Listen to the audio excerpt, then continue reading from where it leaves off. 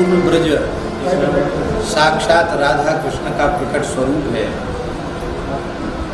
उसमें गिरिराज जी ब्रजमंडल का हृदय है, साक्षात श्री कृष्ण है। और उसमें भी यह चंद्र सरोवर सारस्वत कल्प की लीला के अनुसार भगवान श्री कृष्ण की महारास स्थली, पुष्टि मार्ग के जहाज, उद्धव जी के अवतार, महाकवि सूरदास जी ने 73 वर्ष रहकर यहाँ अपने श्याम को रिझाया है। 1.25 लाख पदों की रचना, ऐसा कहा जाता है कि इसी स्थान पर बैठकर उन्होंने की। वल्लभकुल का भी यह एक महान तीर्थ है और इस महान तीर्थ को जागृत करने का श्रेय 2 महापुरुषों को है। एक पूज्य बाबा श्री ठाकुरदास जी महाराज, पंडित जी महाराज की आज्ञा से वे यहाँ आकर विराजे। और आज जो कुछ दिख रहा है संस्कार ब्रजवासियों में, ये जो कुछ उत्सव भाव भक्ति दिख रही, इसमें बाबा का योगदान है। बाबा यहाँ विराजे, बाबा ब्रजवासियों से प्रेम करते और ब्रजवासी बाबा से प्रेम करते। पूज्य सदगुरुदेव श्री गणेश दास जी भक्तमाली जी का भी संबंध यहाँ से, इस गांव से, ब्रजवासियों से बड़ी घनिष्ठता पूर्वक रहा, अंतिम क्षण तक रहा। ब्रजवासियों ने महाराज जी को अपना बाबा माना और महाराज जी ने गांव को अपना गांव माना। पूज्य बाबा ठाकुरदास जी यहाँ विराजते, निरंतर गो चिंतन उनको बना रहता था। एक कसाई एक देसी बछड़ा ले जा रहा था, उस बछड़े को देखकर बाबा को दया आई और बाबा ने किसी व्यक्ति से कहकर कसाई से बछड़ा खरीद लिया गया और उस एक बछड़े को बचाने से यहाँ गौशाला का आरंभ हुआ। फिर पूज्य गुरुदेव श्री गणेश दास जी भक्तमाली जी महाराज की अध्यक्षता में एक समिति का गठन हुआ और यहाँ गौशाला विधिवत आरंभ हुई। अपने समय की सबसे पुरानी गौशाला ये है। इस गौशाला से अनेक गौशालाओं का जन्म हुआ। आज तक इस गौशाला के माध्यम से सैकड़ों ब्रजवासियों के घरों में गोपालन आरंभ हुआ और हजारों की संख्या में गोवंश के प्राण बचाए गए। तो यह एक उत्तम आदर्श गौशाला है। पुस्तकालय भी है, शिक्षण संस्थान भी है, औषधालय भी है और यह निरंतर प्रगति के पथ पर अग्रसर है। आज आवश्यकता है सभी गोभक्त, राष्ट्रभक्त, भारतीय सनातन विचारधारा में श्रद्धा रखने वाले लोग, वैष्णवजन, सबके सहयोग की आवश्यकता है और प्रेम से गौशाला को सब अपनी मान करके इसमें सहयोग करें। ऐसी है विनय पत्रिका। ऐसा अनुपम ग्रंथ है गोस्वामी तुलसीदास जी महाराज का कि इस एकमात्र ग्रंथ का आश्रय कोई साधक ले ले तो साधक जीवन के समस्त प्रश्नों का समाधान हो जाएगा। भगवत प्राप्ति का मार्ग प्रशस्त ही नहीं हो जाएगा, ईमानदारी से यदि विनय पत्रिका का चिंतन करे, उसे अपना जीवन बनावे तो इसी शरीर से इसी जन्म में निश्चित भगवत साक्षात्कार हो जाएगा, इसमें कोई संदेह नहीं।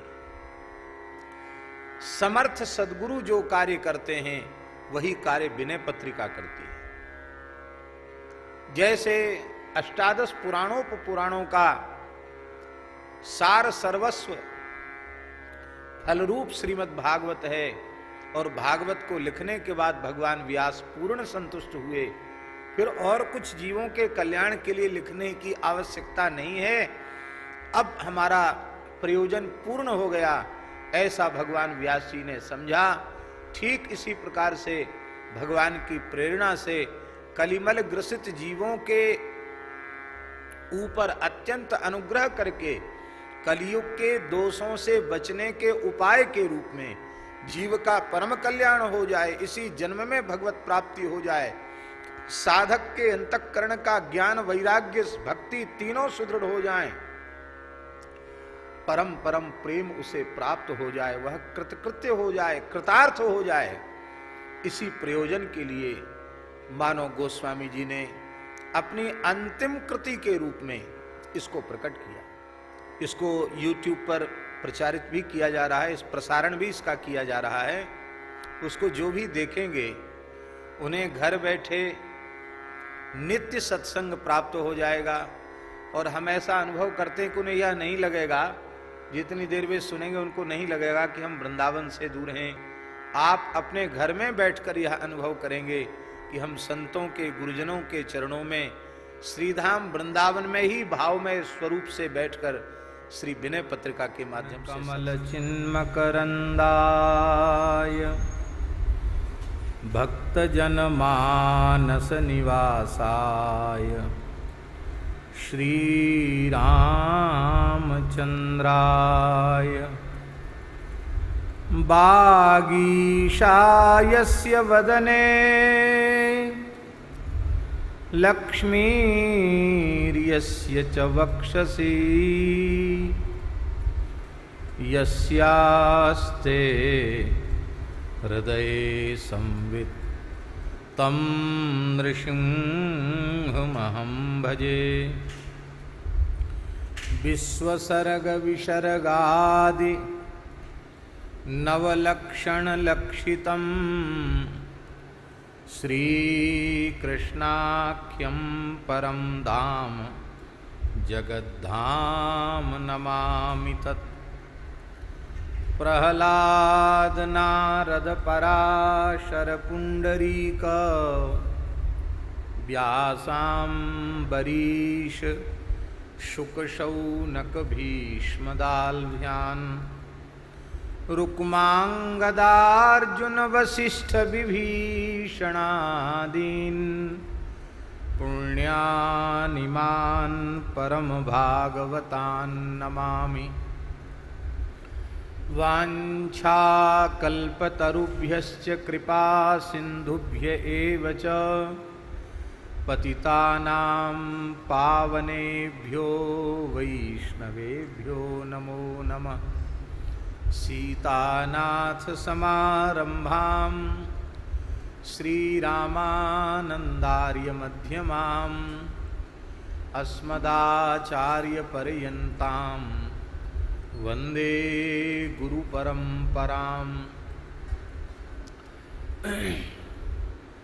कान्तिः सितामृशति निंदित शारदेन्दुर्यत्रैकतो विलसितामसितांगशोभाम्। वृंदावनेऽपि कृतयामुनगाङ्गसङ्गम् श्रीराधा मुकुन्द युगलं तदहं नमामि। नमो गोभ्यः श्रीमतीभ्यः सौरभेयीभ्य एव च नमो ब्रह्मसुताभ्यश्च पवित्राभ्यो नमो नमः। कल्याणानां निधानं कलिमलमथनं पावनं पावनानां पाथेयं यन्मुमुक्षोः सपदि परपदप्राप्तये प्रस्थितस्य विश्रामस्थानमेकं कविवरवचसां जीवनं सज्जनानां बीजं धर्मद्रुमस्य प्रभवतु भवतां भूतये रामनाम। भक्त भक्ति भगवंत गुरु चतुर नाम बपु एक, इनके पद वंदन किए नाशै विघ्न अनेक। बंदौ गुरुपद कंज कृपा सिंधु नर रूप हरि महामोह तम पुंज जासु वचन रवि कर निकर। बंदौ तुलसी के चरण जिन कीन्हो जग काज, कलि समुद्र बूढ़त लख्यो प्रगट्यो सप्त जहाज। श्री राम जय राम जय जय राम।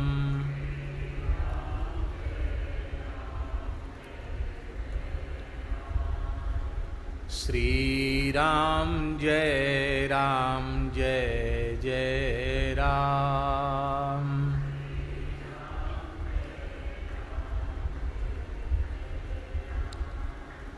सीताराम जय सीताराम।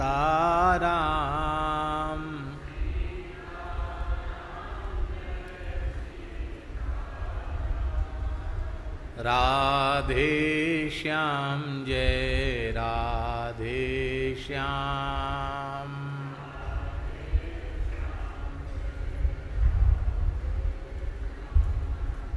जय जय श्यामा जय जय श्याम।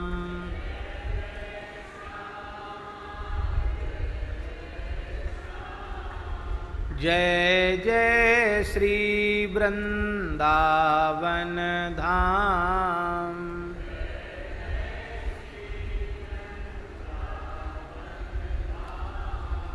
श्री राम जय जय राम।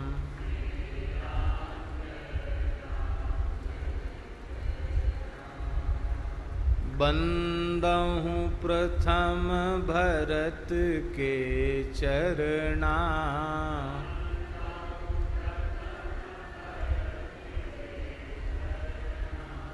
जासु नेम व्रत जाहि न वरना।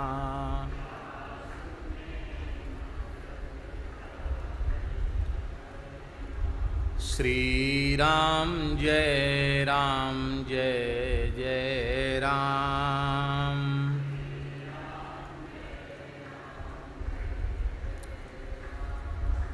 श्री राम जय जय राम।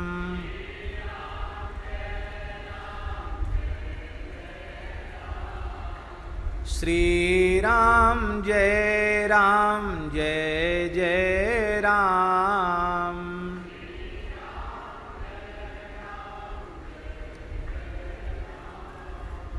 श्री राम जय जय राम।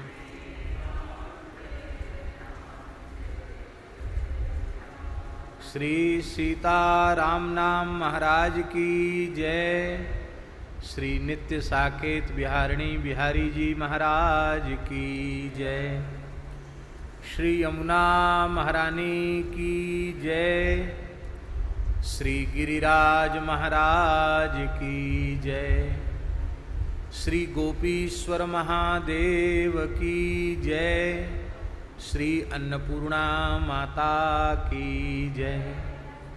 श्री बंसीवट बिहारिणी बिहारी जी महाराज की जय। श्री यमुना पुलिन बिहारिणी बिहारी जी महाराज की जय। श्री मलूक पीठ बिहारिणी बिहारी जी महाराज की जय। गोस्वामी श्री तुलसीदासी महाराज की जय। यज्ञेश्वरी जगज्जननी गौ माता की जय। अखिल गोवंश की जय। श्री सूरश्याम गोधाम की जय। श्री पथमेड़ा गोधाम की जय। श्री जड़खोर गोधाम की जय। श्री 84 कोस ब्रजमंडल धाम की जय। सब संतन की जय। सब विप्रन की जय। सब भक्तन की जय। समस्त ब्रजवासीन की जय। सद्गुरुदेव पंडित श्री भक्तमाली जी महाराज की जय। सद्गुरुदेव पंडित श्री भक्तमाली मामा जी महाराज की जय। सद्गुरुदेव श्री पहाड़ी बाबा जी महाराज की जय। सद्गुरुदेव श्री भक्तमाली जी महाराज की जय। सद्गुरुदेव पूज्य श्री प्रेम भिक्षु जी महाराज की जय। सद्गुरुदेव पूज्य श्री काश्मीरी बाबा जी महाराज की जय। सब संतन की जय। श्री विनय पत्रिका जी की जय। युगल सरकार की जय। जय जय श्री राधे। श्री प्रेम मूर्ति भरत जी महाराज की जय। श्री जगन्नाथ महाप्रभु की जय। श्री रथ यात्रा महापर्व की जय। जय जय श्री राधे, जय जय श्री सीताराम, हर हर महादेव। हरिशरणम भक्तवांछा कल्पतरु भक्तवत्सल शरणागत वत्सल।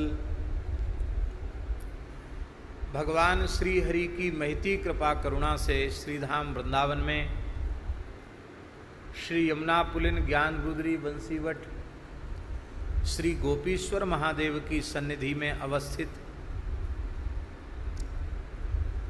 श्री मलूक पीठ में सद्गुरुदेव पंडित श्री जगन्नाथ प्रसाद भक्तमाली सत्संग भवन में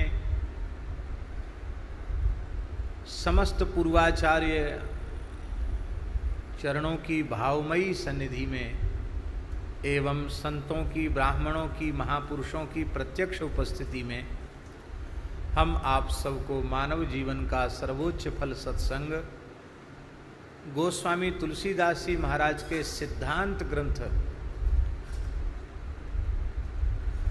श्री प्रेम विनय पत्रिका जी के माध्यम से श्रवण करने का सौभाग्य प्राप्त हो रहा है। कल तक श्री लक्ष्मण जी का स्मरण किया गया, 2 पदों में लक्ष्मण जी का स्मरण किया गया। आज भरत जी का स्मरण किया जाएगा। भरत जी की स्तुति है। पद संख्या 39 है। बोलो श्री भरतलाल जी महाराज की। यद्यपि भरत जी के स्मरण में गोस्वामी तुलसीदास जी ने 2 ही पद विनय पत्रिका में लिखे हैं, लेकिन यह इतने गंभीर हैं, कहते ना गागर में सागर। भरत जी के अपार चरित्र को 2 पदों में ही गोस्वामी जी ने प्रतिष्ठित कर दिया है। और इन पदों की चर्चा प्रेम पूर्वक हो, भाग दौड़ वाली चर्चा न हो, तो हम समझते हैं कि इन 2 पदों की चर्चा के लिए कम से कम 10 से 15 दिन का समय चाहिए। इतना अद्भुत भरत जी का चरित्र है। यहाँ लक्ष्य ग्रंथ को पूर्ण करने का है, इसलिए बहुत विशेष व्याख्यान करते हुए भगवत प्रेरणा से यथामति यथा समय भरत जी का गुणगान करके अपने जीवन को, अपनी जिह्वा को और अपने समय को हम लोग सार्थक करें। पद संख्या 39। जयति भूमिजा रमण पद कंज मकरंद रस रसिक मधुकर भरत भूरि भागी। एक एक शब्द कितने विलक्षण हैं। जयति भूमिजा रमण पद कंज मकरंद रस रसिक मधुकर भरत भूरि भागी। भुवन भूषण भानुवंश भूषण भूमिपाल मणि रामचंद्रानुरागी। जयति विबुधेश धनदादि दुर्लभ महा राज सम्राज सुख पद विरागी। खड्ग धारावृति प्रथम रेखा प्रकट शुद्धमत युवती पति प्रेम पागी। शुद्धमत युवती पति प्रेम पागी। जयति निरुपाधि भक्ति भाव यंत्रित हृदय बंधुहित चित्रकूटाद्रिचारी। पादुका नृप सचिव पुहुमि पालक परम धर्म धुर धीर बरबीर भारी।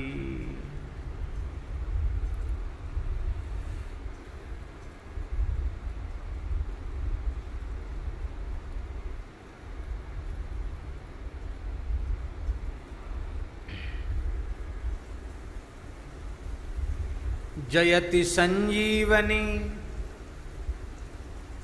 समय संकट हनुमान धनुबान महिमा बखानी बाहुबल विपुल परमिति पराक्रम अतुल गूढ़ गति जानकी जानी जानी गूढ़ गति जानकी जानी जानी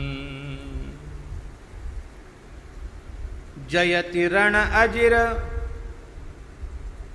जयति रण अजिर गंधर्व गण गर्वहर फिर किए राम गुण गाथ गाता मांडवी चित्त चातक नवाम्बुद बरन शरण तुलसीदास अभय दाता। बोल श्री भरत जी महाराज की जय। जयति शब्द का जो प्रथम प्रयोग है ये स्तुत्यर्थक है। स्तुति में जयति शब्द का प्रयोग आरंभ में होता है। हे भरत जी आपकी जय हो। जब हम स्तुति करते हैं तो स्तुति की सबसे पहले जय जयकार करते। जय जय जही अजाम अजित दोष ग्रवीत गुणाम जयति तेधिकम जन्मना व्रजा। तो जयति शब्द स्तुत्यर्थक है। हे भरत जी आपकी जय हो। जयति का अर्थ जय होती है, आपकी ही जय होती है, अतएव आपकी जय हो। हे भरत जी महाराज आप कैसे हैं? बोले भूमिजा रमण पद कंज मकरंद रस रसिक। भूमिजा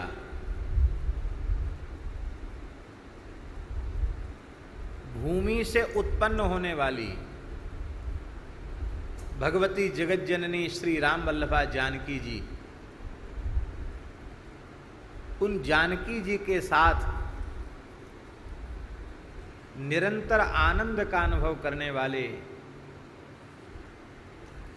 मधुराति मधुर माधुर्य का जो महाभाव है, महान रस है, उसका निरंतर आस्वादन करने वाले भूमिजा रमण श्री सीता रमण, श्री जानकी रमण, श्री जानकी वल्लभलाल, उनके पद कंज, उनके जो श्री चरण कमल हैं, उन चरण कमलों का जो दिव्य रस मकरंद है, उस मकरंद के रस के हे भरत जी महाराज आप भ्रमर हैं। ऐसे श्री भूमिजा रमण पदकंज मकरंद रस रसिक भरत जी आपकी जय हो।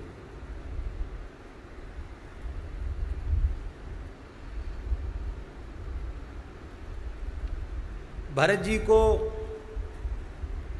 भ्रमर कहा गया। श्री राम जी के चरण कमल हैं और भरत जी महाराज भ्रमर हैं। भ्रमर की एक विशेषता है, भ्रमर किसी भी पुष्प का आश्रय अधिक समय तक नहीं रखता है।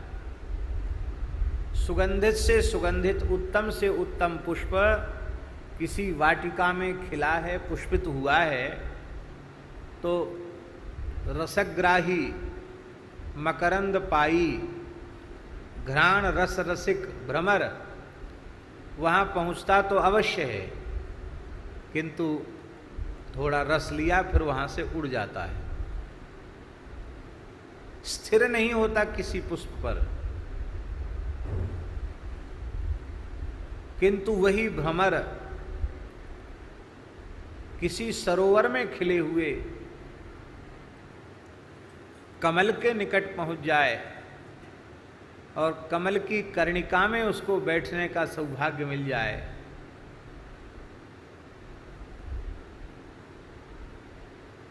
तो फिर वो कमल छोड़कर फिर कहीं नहीं जाता। संत श्री मलुकदास जी ने अपनी वाणी में ने कहा है, भगतन के मीत कनाई, प्राण धन ताबिन कछु न सुहाई। ये पद है। भगतन के मीत कनाई, प्राण धन ताबिन कछु न सुहाई। इसी पद में श्री मलुकदास जी कह रहे हैं, जैसे भंवरा सब फूलन में, जैसे भंवरा सब फूलन में बासन लेत अघाई।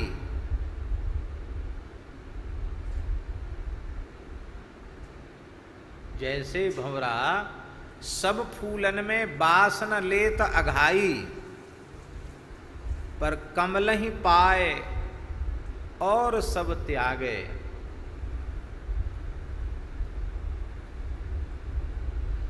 कमल ही पाए और सब त्यागे, आपु ही तहां बंधाई। भ्रमर में इतनी सामर्थ्य होती है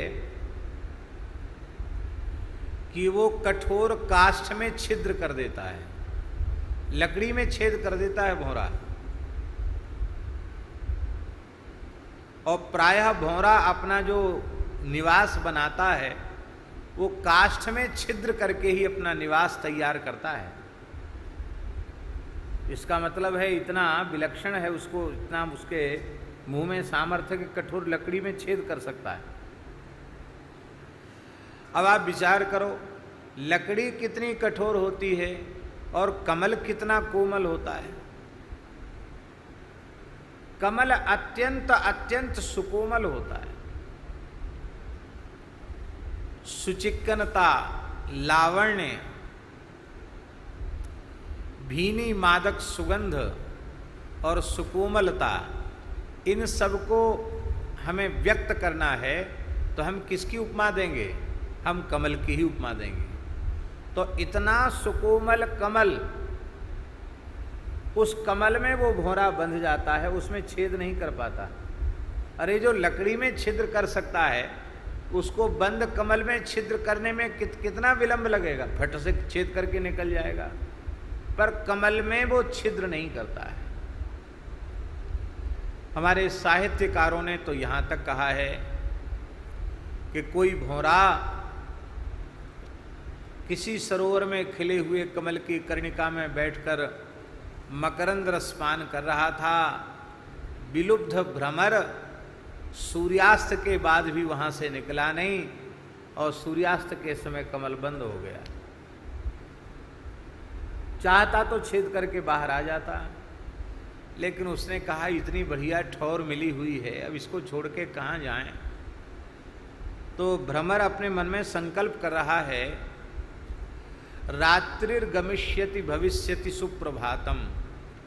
रात बीतने में कितना समय लगेगा, रात्रि तो बीत ही जाएगी और रात्रि व्यतीत होते ही उत्तम प्रभात होगा। रात्रिर्गमिष्यति भविष्यति सुप्रभातम। फिर क्या होगा? बोले भास्वानुदेश्यति, भगवान सूर्य उदित होंगे। तो भगवान सूर्य के उदय से क्या होगा? हशिष्यति पंकजश्री ही, पंकज की शोभा हंसेगी, खिलखिलाएगी, अर्थात कमल खिलेगा। और जब कमल खिलेगा तो मैं बाहर चला जाऊंगा।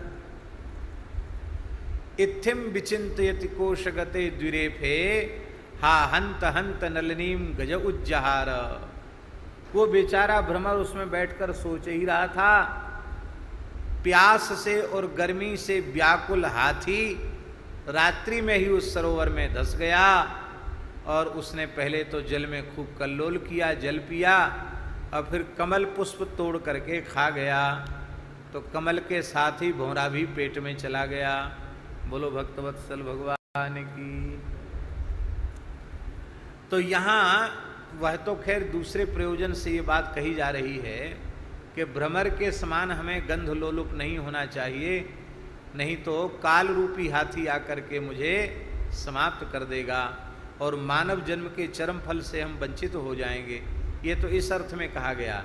पर हम केवल इस अंश में ये बात कहना चाहते हैं कि भ्रमर जो लकड़ी में छिद्र कर सकता है वो कमल के प्रति कितनी आसक्ति रखता है, कितनी प्रीति रखता है कि कमल में पहुंचने के बाद फिर सब भूल जाता है, कमल से बाहर नहीं आता। ऐसे ही श्री भरत जी महाराज मधुप के समान, भ्रमर के समान श्री राम जी के चरण कमलों का सुवास आधे क्षण के लिए भी छोड़ते नहीं है। निरंतर श्री राम चरणारविंद मकरंद की दिव्य सुगंध का अनुभव करते रहते हैं। रसिक, यहां रसिक शब्द के आगे है पदकंज मकरंद रस, रसिक। इसका अर्थ क्या है कि संसार में बड़े बड़े रसिक होते हैं। बहुत से लोग स्नान रसिक होते हैं, वो स्नान बहुत प्रिय होता है। बहुत से लोग वस्त्र रसिक होते हैं, एक से एक बढ़िया कपड़ा, उनको नई नई फैशन के कपड़े पहनना। बहुत से लोग श्रृंगार रसिक होते हैं, बहुत बढ़िया बढ़िया श्रृंगार उनको करना है। बहुत से लोग ऐसे होते हैं आभूषण रसिक होते हैं। बहुत से लोग भोजन रसिक होते हैं। हमारे एक महात्मा थे, बहुत अच्छे संत थे, गौड़ीय संप्रदाय के संत थे, पूज्य बाबा श्री विपिन बिहारी दास जी। बहुत अच्छे महात्मा थे। परम श्रद्धेय पूज्य बाबा श्री नवल किशोर दास जी महाराज चैतन्य कुटी वाले बड़े महाराज जी के कृपा भाजन थे, और बहुत अच्छे पद से वे सेवानिवृत्त होकर के साधु हुए थे। पटना विधानसभा में मार्शल थे वो, अच्छे पढ़े लिखे थे। उस जमाने के अंग्रेजी जमाने के अंग्रेजी से एमए और साहित्य का भी बहुत अच्छा बोध था, बड़े कुशल थे। सेवा पूजा चित्रपट की ही रखते थे। सेवा पूजा चित्रपट की रखते थे। गुरुदेव की छवि, श्री चैतन्य महाप्रभु जी की छवि, युगल सरकार की छवि, बस 2-3 छवि रखते थे वो। हनुमान जी की छवि, हनुमान जी के हृदय में सीताराम जी, और वैसे हनुमान जी की छवि। लेकिन उस छवि की सेवा पूजाई बहुत अच्छे भाव से, पोशाक बदलना, ऋतु के अनुसार बढ़िया बढ़िया इतर लगाना, बीरी समय समय से बीरी पवाना, और खूब सुंदर मंगला भोग, फिर श्रृंगार भोग, फिर राजभोग, फिर उत्थापन भोग, फिर शयन भोग। तो जैसे ठाकुर जी को खूब लाड़ लड़ाते थे, ऐसी स्वयं भी बढ़िया से बढ़िया कीमती कपड़ा, रेशम का बढ़िया प्रेस किया हुआ, जब निकलते तो थोड़ा वो सुगंध भी कपड़ों से निकलती रहती थी उनकी।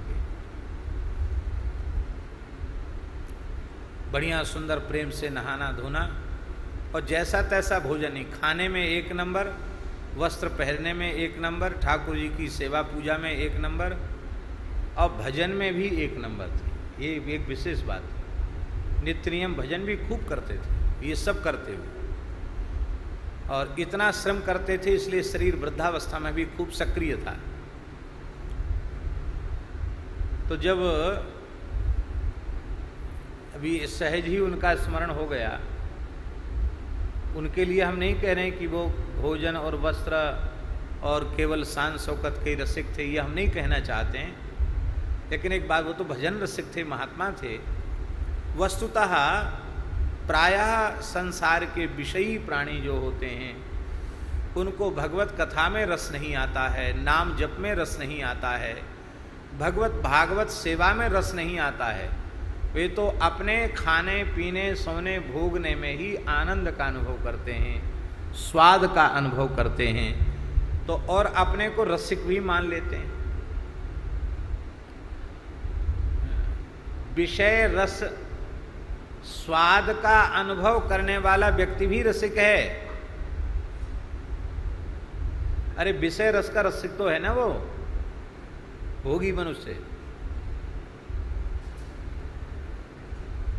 तो गोस्वामी तुलसीदास जी महाराज भरत जी के पावन चरित्र का स्मरण करते हुए रसिक की परिभाषा प्रस्तुत कर रहे हैं। भैया भोजन रसिक रसिक नहीं है, वस्त्र रसिक रसिक नहीं है, श्रृंगार रस रसिक रसिक नहीं है, शान शौकत रस रसिक रसिक नहीं है, हैं? रसिक वस्तुतः कौन है? तो कहते हैं पदकंज मकरंद रस रसिक। भगवान के चरण कमल रूपी रस, उसका जो निरंतर आस्वादन करने वाला है, वस्तुतः रसिक कहलाने का अधिकारी वही है।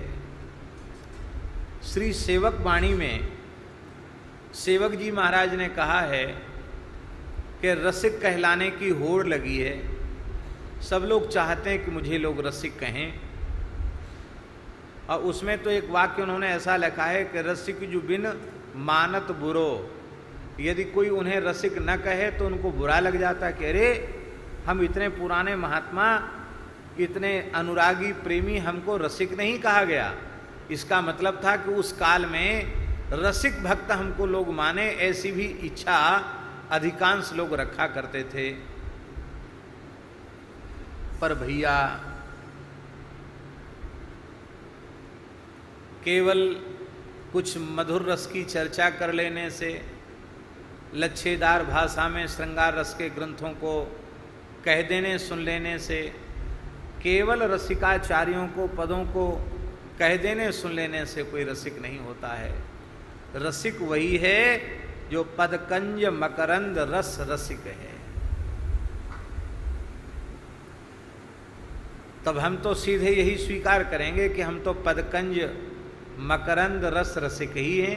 हम क्यों अपने को कहेंगे कि हम अमुक अमुक के रसिक हैं? अरे भाई, यदि हम पदकंज रस रसिक होंगे तो संसार के किसी भी वस्तु में, किसी भी पदार्थ में, किसी भी भोग विलास में हमारी रुचि तो नहीं ही रहेगी।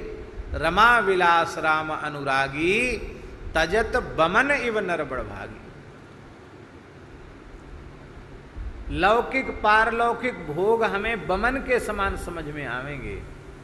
यदि विषय सुख बमन के समान हमारी समझ में आ रहा है तो हम भगवत रस के रसिक अपने को कह सकते हैं। और मान बढ़ाई, रुपया पैसा, पद प्रतिष्ठा, चेला चेली, इसी में मस्त हैं तो हम इन्हीं के रसिक हैं, फिर हम भगवान के रसिक नहीं हैं। अपने को धोखों में रखने की आवश्यकता नहीं है। देखो, बड़ी दुखद बात है, हम स्वयं तो धोखे में है ही, आप लोगों जैसे भोले भाले लोगों को भी धोखे में ही रखते हैं। हम स्वयं धोखे में रहे, हमारा अपना विनाश हो गया, कोई बात नहीं है।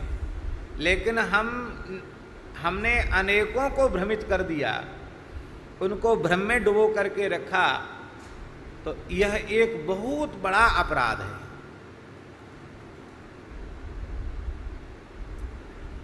रस का स्पष्ट शब्दों में जब निर्वचन किया जाता है, ये परिभाषा है, रस का स्पष्ट शब्दों में जब निर्वचन किया जाता है तो वह रस रस नहीं रह जाता है, वह रस रसाभास हो जाता है।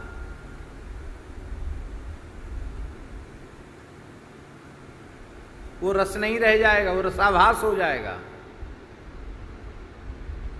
लोग कहते हैं कि सुखदेव जी महाराज थोड़े कमजोर रसिक थे, क्योंकि उन्होंने भागवत जी में रास पंचाध्यायी में बहुत सीमित रस कहा। अरे नहीं, यही उनकी नागर शैली है। रस संकेत में ही कहा जाता है, और जिस संकेत में गोश्री आचार्य महामुनिंद्र भगवान सुखदेव जी ने रस की चर्चा श्रीमद् भागवत में की है, उसी को बीज मान करके, उसी का आश्रय लेकर के श्री जयदेव महाप्रभु प्रभृति महान रसिकाचार्यों ने, विलमंगल आदि महान रसिकाचार्यों ने, और फिर श्री अष्टाचार्य, श्री महावाणीकार आदि सभी रसिकाचार्यों ने उसी मूल का आश्रय लेकर के उस रस का अनुसंधान किया है, उस रस का चिंतन किया है। ये बात कहने में हमें तनिक भी संकोच नहीं है।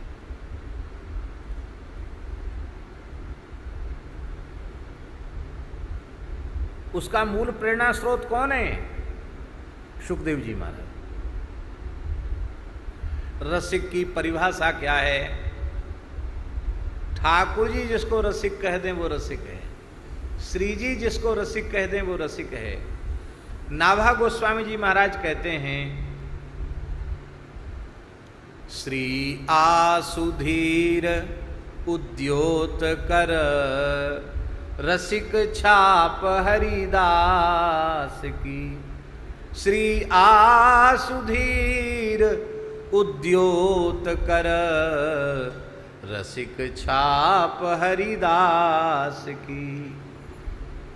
श्री स्वामी आसुधीर देवी जी के कृपा भाजन शिष्य श्री स्वामी हरिदास जी महाराज, उनकी रसिक छाप भई।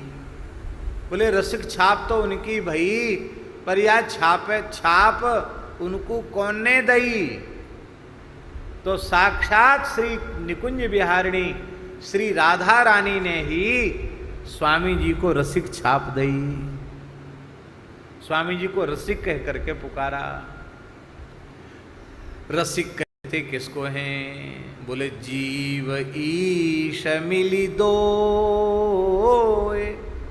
भगवत ऋषि जी कह रहे हैं, जीव ईश मिली दोय, नाम रूप गुण परिहरे,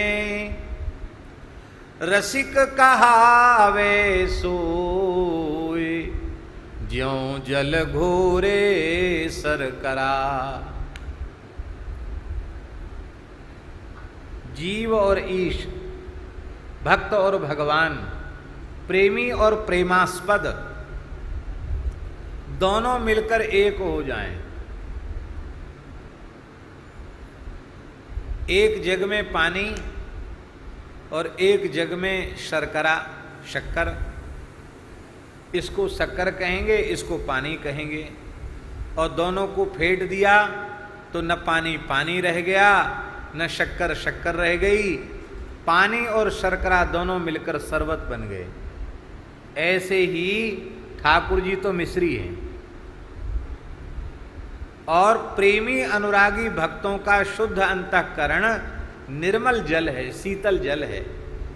उसमें ठाकुर जी रूपी मिश्री ऐसी घुल मिल जाती है कि उनके रोम रोम से नामरूप लीला धाम का रस प्रकट होता रहता है।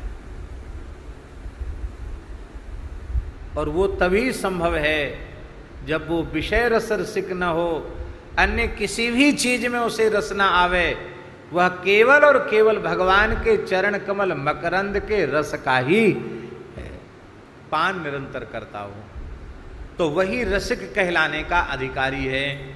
और ऐसे रसिक श्री भरतलाल जी महाराज हैं। रसिक रस रसिक, और रस, उस रस के रसिक कैसे? मधुकर। मधुकर का अर्थ भ्रमर है, अर्थात पुष्प का रस तो और भी लेते हैं, मधुमक्खियां भी उसका रस लेती हैं, लेकिन भौरा जैसे रस लेता है कमल का, ऐसा रस अन्य कोई नहीं लेता। अर्थात श्री राम चरण कमल मकरंद रस का पान करने में जो सर्वोपरि हैं, सर्वोत्कृष्ट हैं, ऐसे श्री भरतलाल जी महाराज। अब यहां भूमिजा रमण क्यों कहते हैं? जयति भूमिजा रमण पद कंज मकरंद रस। भूमिजा रमण क्यों कहते हैं? बोले भूमिजा रमण इसलिए कहते हैं कि श्री जानकी जी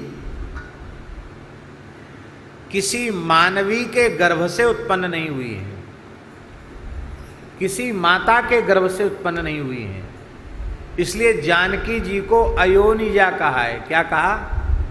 अयोनिजा। किसी मातृगर्भ से जन्म न लेने के कारण उन्हें अयोनिजा कहा गया है। ऐसी अयोनिजा का पाणी ग्रहण कौन करेगा? बहुत ध्यान से सुने।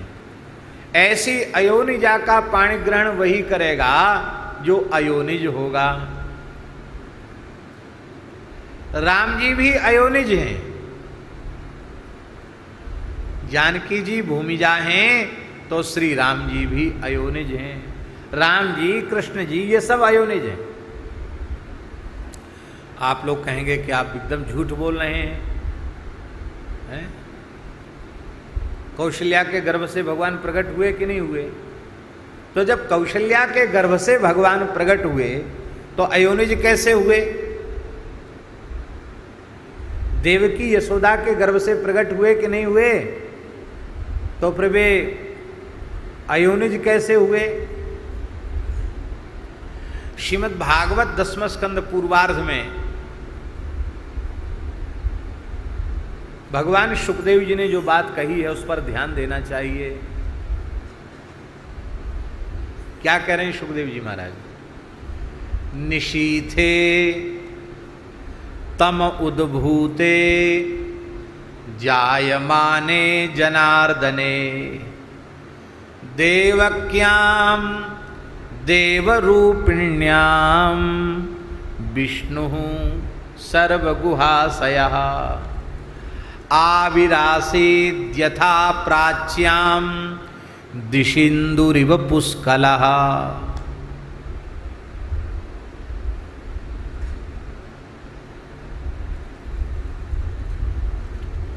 निशीथे तम उद्भूते, भादों के कृष्ण पक्ष की अष्टमी तिथि आई, रोहिणी नक्षत्र था, बुधवार दिन था, और जैसे ही अर्धरात्रि की बेला आई तो ठीक अर्धरात्रि के समय पूर्व दिशा में चंद्रमा का उदय हो गया।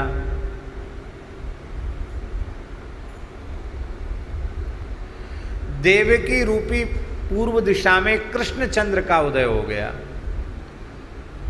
किन कृष्ण चंद्र का? विष्णु सर्वगुहाशय। विष्णु माने जो व्यापक हैं, जो सबके भीतर विराजमान है। अब हम पूछते हैं, विष्णु कह दिया था तो सर्वभूत गुहाशय कहने की आवश्यकता क्या थी? दोनों का अर्थ तो एक ही है। विष्णु व्याप्त से विष्णु शब्द निष्पन्न होता है। जो व्यापक है उसको विष्णु कहते हैं। फिर ये कहने की गुहाशय, ये कहने की आवश्यकता क्या थी? और स्पष्ट कर रहे हैं कि जो भगवान सर्वत्र हैं, क्या वे भगवान गर्भ में नहीं है? ध्यान में आई बात। जो भगवान सर्वत्र हैं वो क्या गर्भ में नहीं है? तो यह जो भगवान का व्यापक रूप है, इस व्यापक रूप के कारण भगवान की अचिंत्य लीला संपादिका शक्ति योग माया के प्रभाव से लीला काल में यह प्रतीति होती है कि भगवान कौशल्या के गर्भ में हैं, भगवान देवकी यशोदा के गर्भ में हैं। वस्तुतः भगवान तो भगवान ही हैं। वे गर्भ में हैं तो कहाँ नहीं हैं? वे तो सर्वत्र हैं। विष्णु सर्वगुहाशयः। तो भगवान कैसे प्रकट हुए? जैसे पूर्व दिशा से चंद्रमा प्रकट हो जाए। तो अब हम आपसे पूछते हैं, क्या पूर्व दिशा चंद्रमा को उत्पन्न करती है? पूर्व दिशा चंद्रमा को उत्पन्न नहीं करती है, अपितु उदीयमान चंद्र का दर्शन करके यह अनुभूति होती है कि चंद्रमा पूर्व दिशा से उत्पन्न हो रहा है, प्रकट हो रहा है। और देख लो सरल उदाहरण, कन्याकुमारी में लोग सूर्योदय सूर्यास्त देखने जाते हैं। हम भी देखने गए थे। तो वहाँ सूर्य जब निकलता है तो ऐसे लगता है कि समुद्र की लहरों से निकल रहा है, और अस्त होता तो लगता है, द्वारिका में भी एक जगह ऐसी जहाँ सूर्यास्त होते हैं तो वहाँ लगता है कि ऐसे डूब रहे हैं, उतर रहे हैं, नीचे जाते हैं, ऊपर जाते हैं। वो होता क्या है, समुद्र का जल ऊपर जाता है तो लगता है वो सूर्य जल के भीतर चले गए, और नीचे होता है तो लगता है कि ऊपर आ गए, ऐसा लगता है। वस्तुतः कहाँ समुद्र है, कहाँ सूर्य है? जैसे उदीयमान चंद्र को देखकर प्रतीति होती है कि पूर्व दिशा से चंद्रमा उत्पन्न हुआ, वस्तुतः पूर्व दिशा चंद्रमा को उत्पन्न नहीं करती। ऐसी भगवान के लीला काल में यह लगता है कि वे कौशल्या से के लाला बने, वे देवकी के लाला बने। वस्तुतः उन्हें कोई उत्पन्न करने वाला नहीं है। इसलिए भगवान के अवतार लेने पर भी उनका अजत्व, उनका अजन्मात्व प्रभावित नहीं होता है। भगवान सदा सर्वदा अजन्मा ही रहते हैं। इसलिए तात्पर्य कहने का ये है कि भरतलाल जी किसी सामान्य के पद रस रसिक नहीं हैं, जो भगवती श्री जानकी अयोनिजा हैं और जिनका पाणिग्रहण परब्रह्म श्री राम जी ने किया है, ऐसे के पद रस रसिक हैं। इससे एक बात और है कि भरत जी केवल राम जी के चरण कमलों के रसिक नहीं हैं, ये तो महान रसिक हैं। रसिक लोग एक की उपासना नहीं करते हैं, रसिक लोग तो युगल उपासना करते हैं। और सखी स्वरूप में भी भरत जी हैं। हाँ, अभी हम कल चर्चा करेंगे यदि संभव होगा तो। हनुमान जी, भरत जी, शत्रुघ्न जी, लक्ष्मण जी, ये सब सखी स्वरूप में महल में कुंज में भी हैं, जिसमें अपने ठाकुर की सेवा में क्षणार्ध का वियोग इनको न हो। माने भरतलाल जी युगल सरकार के उपासक हैं, तो श्री जानकी जी अयोनिजा हैं और श्री ठाकुर जी भी अयोनिज ही हैं।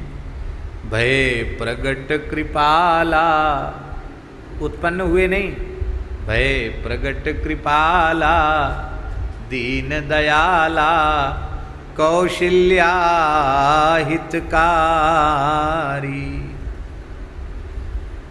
इसलिए ऐसे श्री भरत जी महाराज हैं जो श्री सीताराम जी के चरण कमलों के रस के जो परम रसिक हैं।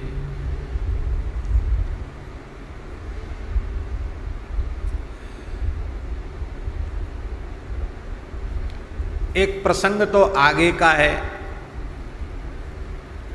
लेकिन हमारा मन नहीं मान रहा है, इसलिए अभी कह देते हैं।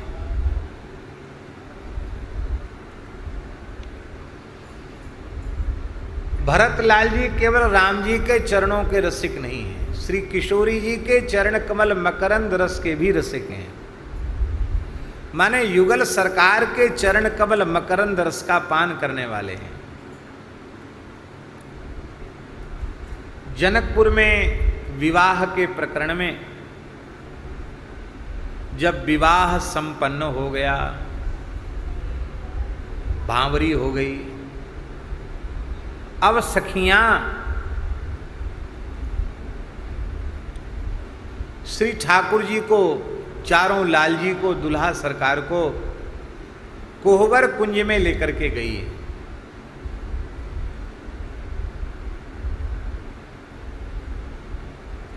और ये परंपरा पूरे भारतवर्ष में सर्वत्र किसी न किसी रूप में तो है। अब आजकल होटलों में ही सब विवाह हो जाते तो पता नहीं है कि नहीं, भगवान जाने, लेकिन गाँव में तो ऐसा विवाह के बाद दुल्हा दुल्हन को एक देवता के घर में ले जाते हैं, कुछ पहेलियाँ भी पूछी जाती हैं, कुछ पूजा वूजा भी कराई जाती है, और उसमें पुरुष वर्ग का प्रवेश नहीं होता है, माताओं का ही साम्राज्य वहाँ रहता है।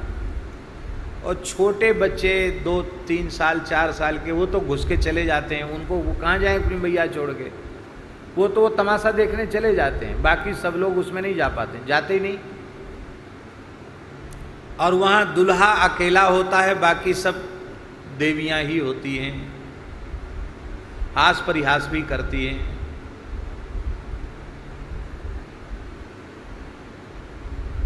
तो भरतलाल जी से, राम जी से कहा गया कि देखो हमारे देवता घर में कोहबर में आपको प्रवेश करना है, तो प्रवेश करने के लिए पहले आपको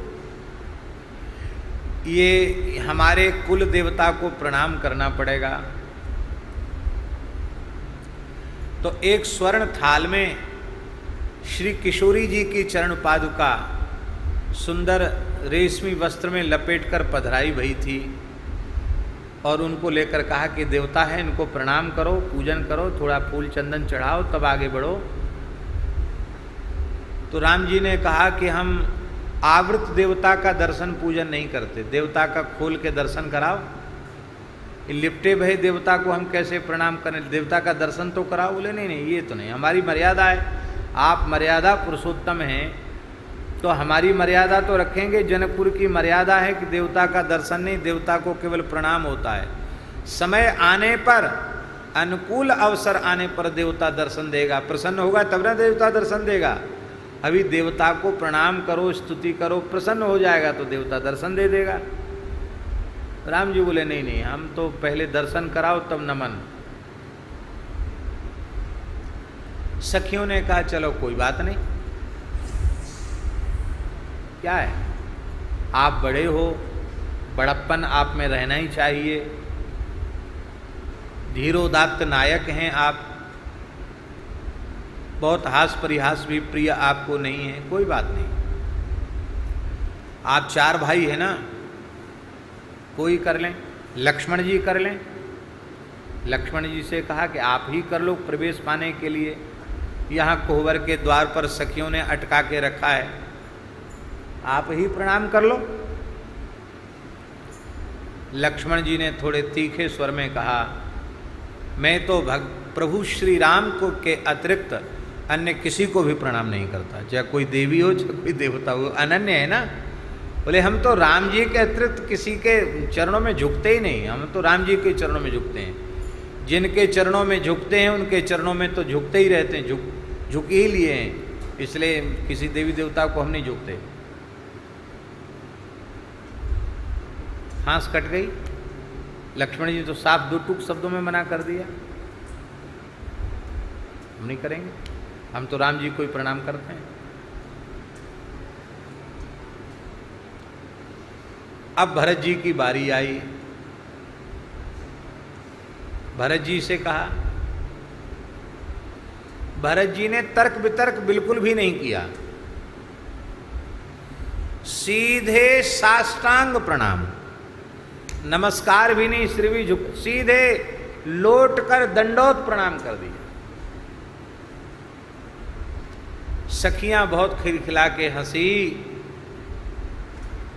बोली, हंस करके सबने कहा कि भरतलाल जी आप तो बहुत बड़े प्रेमी महापुरुष महात्मा हैं, आपकी भक्ति से तो हमारा देवता इतना प्रसन्न हो गया कि अब दर्शन दिए बिना मानेगा नहीं, अब तो दर्शन देगा ही। ऐसा कहकर हंसते हुए सखियों ने वस्त्र खोला तो श्री किशोरी जी की पादुका दिखाई पड़ी। भरत जी और अधिक विह्वल हो गए और पादुका उठाकर अपने मस्तक पर रख लिया, अपने वक्षस्थल से लगा लिया। भरत जी तो प्रेम में विभोर हैं, ये है शुद्ध प्रेमी, हमको देखकर कोई क्या कहेगा, ये भरत जी को अपेक्षा नहीं है। हास परिहास का जो वातावरण था वह प्रेम रस में सबको डुबो देने वाला वातावरण बन गया, सब प्रेम रस में विभोर हो गए। लेकिन लक्ष्मण जी को भरत जी का ये इस समय किया गया भाव का प्रदर्शन अच्छा नहीं लगा।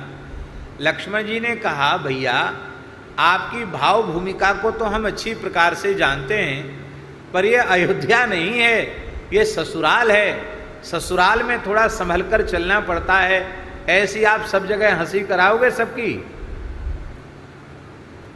ये तो पादुका हैं और ये पादुका तो श्री जानकी जी की पादुका हैं। तो श्री भरतलाल जी ने कहा, गिरा अरथ जल बीच सम, कहियत भिन्न न भिन्न, बंदौ सीता राम पद, जिनहि परम प्रिय खिन्न।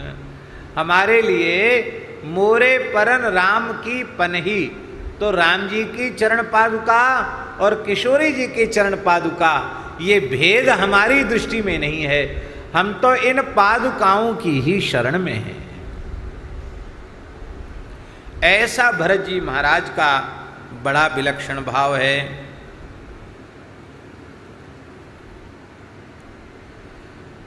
बड़ा अद्भुत है भरत जी का भाव।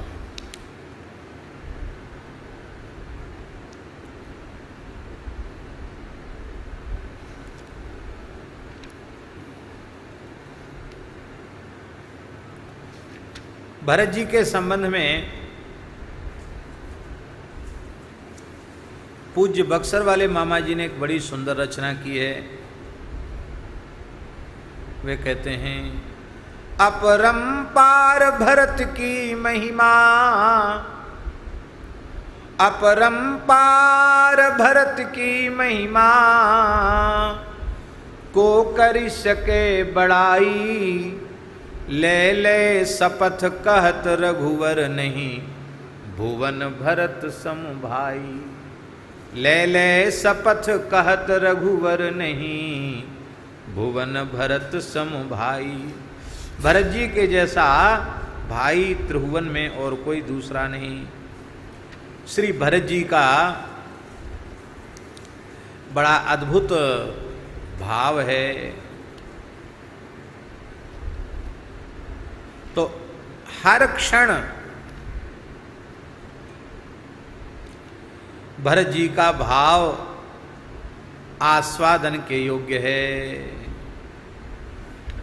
इसलिए गोस्वामी जी ने कहा, प्रणबऊं प्रथम भरत के चरना, जासु नेम व्रत जाई न बरना, राम चरण पंकज मन जासु, राम चरण पंकज मन जासु, लुबुध मधुप लुबुध मधुप इव तजय न पासु, लुबुध मधुप इव तजय न पासु। एक क्षण के लिए भी भरत जी का मन रूपी भ्रमर भगवान के चरण कमल रूपी पंकज से अलग नहीं होता है। बोलो श्री भरत जी महाराज की जय। बाल्यकाल से लेकर के और श्री राम राज्याभिषेक तक संपूर्ण चरित्र में भरत जी का जो विलक्षण प्रेमी का स्वरूप है वो सर्वत्र प्रकट है। ऐसा अद्भुत श्री भरत जी का चरित्र है।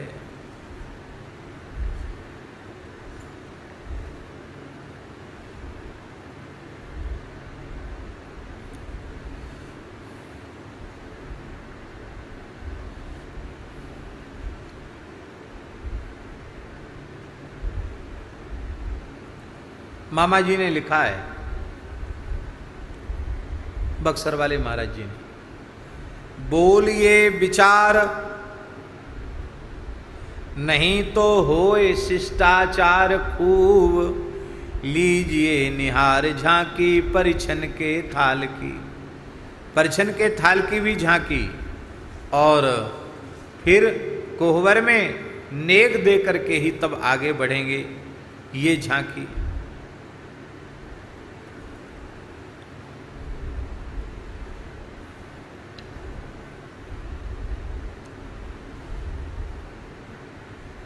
स्वर्ण थाल में धरि लाई, वैदेही की पगदासी, पाटंबर से ढके सखी सब करहीं राम से हांसी। हंसी कर रही है।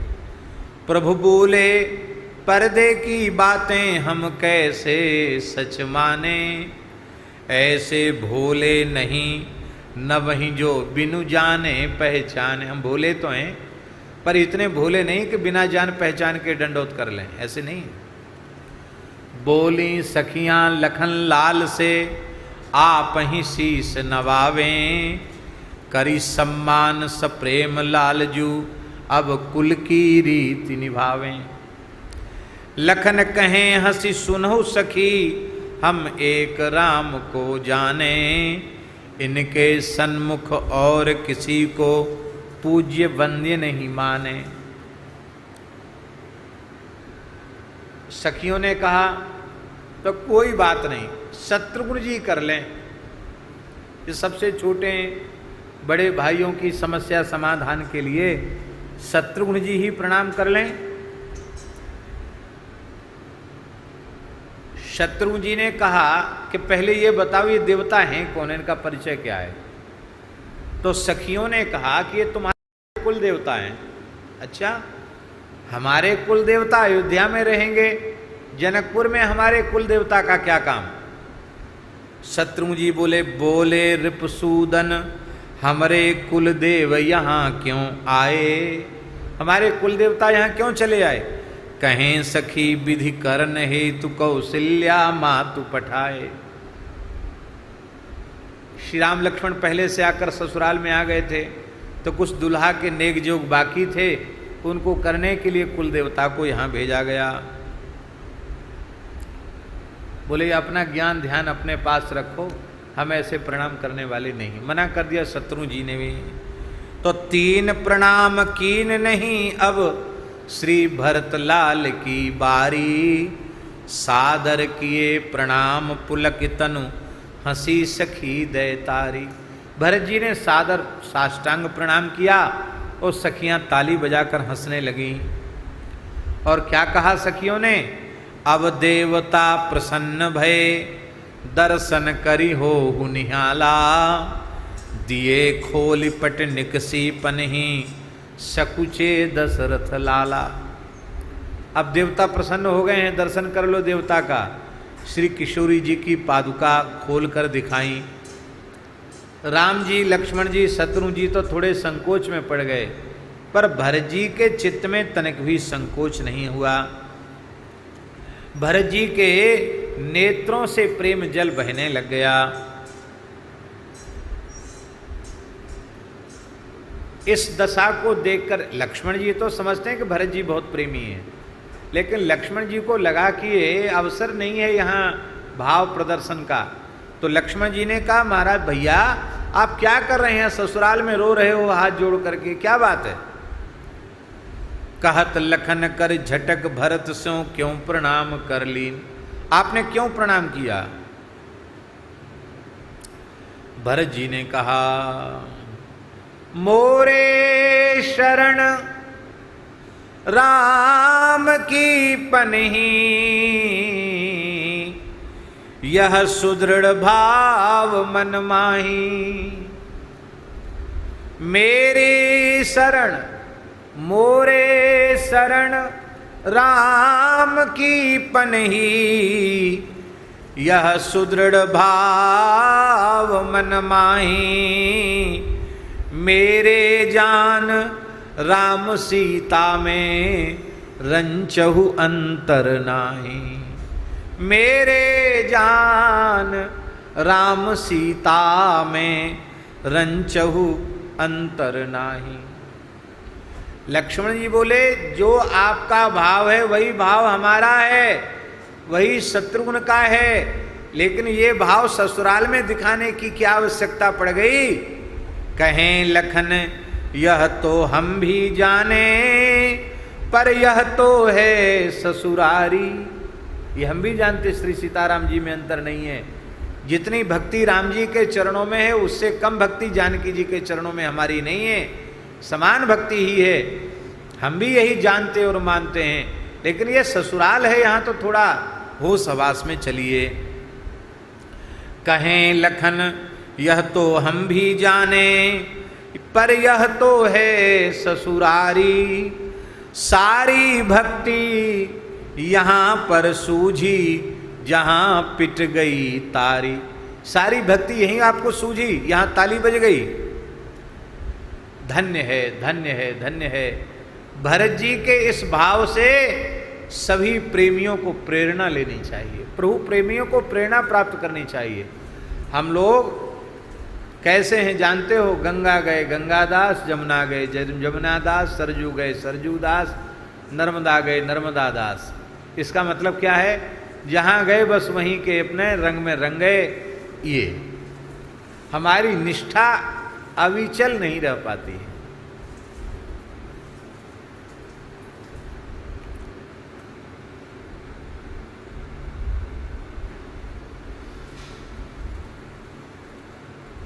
एक महानुभाव को, बड़े अच्छे वैष्णव,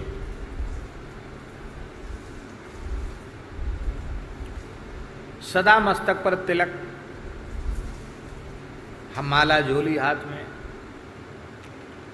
और अच्छे अच्छे भक्त, ऐसा नहीं कोई कमजोर भगत, निष्ठावान। हम तो कभी विवाह आदि में नहीं जाते, हमारे महाराज जी ने मना किया, लेकिन एक ऐसे अवसर पर दिखाई पड़ गए वो। तो दिखाई पड़े तो बढ़िया सुंदर, पहचान में नहीं आए, बढ़िया सूट पहने हुए, कौन सा सफाई सूट कहते, कौन सा सूट पहने हुए, और वो गले में एक ऐसे गला फंस जाता है, एक रस, एक ऐसा कपड़े का क्या कहते हैं उसको, ऐसी लटकती है एक टाई बांधे हुए, और पैर में जूता पहने हुए, चश्मा लगाए हुए, प्रणाम किया तो ध्यान से देखा ये महानुभाव।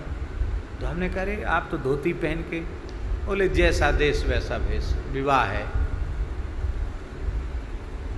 धन्य भैया, तो आपकी वैष्णवता केवल हम लोगों को दिखाने के लिए थी? नहीं, जैसा देश वैसा भेष क्यों? हम दुनिया के किसी कोने में जाएं, हमारा तिलक, हमारी तुलसी, हमारी साधना, हमारी उपासना की पद्धति कहीं भी प्रभावित नहीं होनी चाहिए। हाँ, हम किसी को दिखाकर अपने स्वार्थ की सिद्धि करना चाहते हैं तो ये दंभ है, ये अनुचित है। लेकिन हम स्वाभाविक रूप से अपनी चर्या में, अपनी रहनी में रहते हैं, भक्ति का आचरण करते हैं, तो कोई बुरा माने तो और कोई भला माने तो इससे हमको क्या लेना देना? हमको कोई लेना देना नहीं है। वृंदावन में एक संत का शरीर पूरा हो गया, दिल्ली में कथा चल रही थी। वे संत बड़े हमारे प्रेमी थे, बहुत अच्छे महापुरुष थे। तो उनके अंतिम दर्शन करने हम कथा से पधारे आए, और दर्शन करके कथा में हमको पहुंचना था, कथा में पहुंचे। तो एक और कोई प्रेमी थे, उनका बहुत ज़्यादा आग्रह था। बड़े होटल होते हैं, 5 स्टार होटल, उस होटल में एक लौकिक उत्सव था। उत्सव तो लौकिक ही था, और उत्सव ये था कि आशीर्वाद देना था दुल्हा दुल्हन को, और वहाँ कुछ दूसरा विवाह तो हो गया था। विवाह के बाद एक वहाँ लोग कुछ बाल भोग वगैरह करें और वहाँ आशीर्वाद। तो उनके अतिशय आग्रह के कारण कि चलो रोज लौटते समय रास्ते में 2 मिनट मन रखने के लिए राम राम कह देंगे, आशीर्वाद दे देंगे। अब हम लोग यहाँ संस्कार में सम्मिलित हुए और फिर स्नान करके बीच में